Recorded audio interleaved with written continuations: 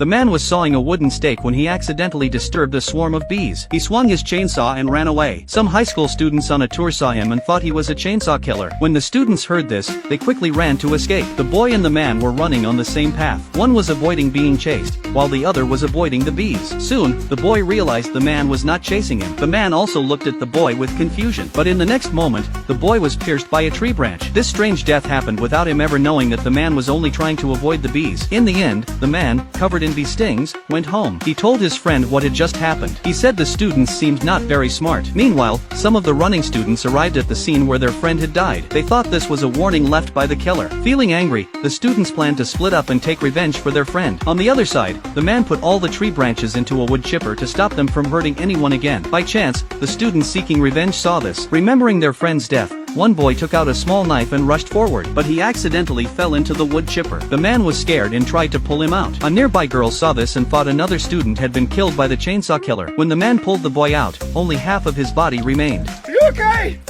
Meanwhile, the man's friend was digging a hole to build a toilet. Some students hiding far away saw this. They thought the hole was for burying them. One student could not hold back and ran out. On the way, he tripped on a rock and fell into the hole. A wooden stick pierced his body. This scared the people in the hole. Later, the friend carried the injured girl inside. At that moment, the man came back. Inside the house, he asked his friend if today was some important holiday because 2 students had already died. The friend said he had seen it with his own eyes. After talking, the man decided that these students all had mental problems. He planned to put away all the sharp objects inside the house. Then the friends said they did not even spare their own friends. The man felt afraid. If so, then they too were not safe either. The friend wanted to call the police, but the man stopped him. There were bodies everywhere, and both of them had blood on their clothes. If the police saw them, they would not be able to explain. Unbeknownst to them, the students had already called the police earlier. When the two were dragging the bodies, a police car arrived. When the officers got out, the friend quickly told them that they had just bought a vacation cabin but met these crazy people. The police thought they were lying. One officer put his hand on his waist and ordered the 2 men to come inside for questioning. Inside, the police officer tried to look cool. Suddenly, a wooden post fell and hit him. The post was full of nails. The officer, bleeding badly, ran to his car to call for help. But before he could say much,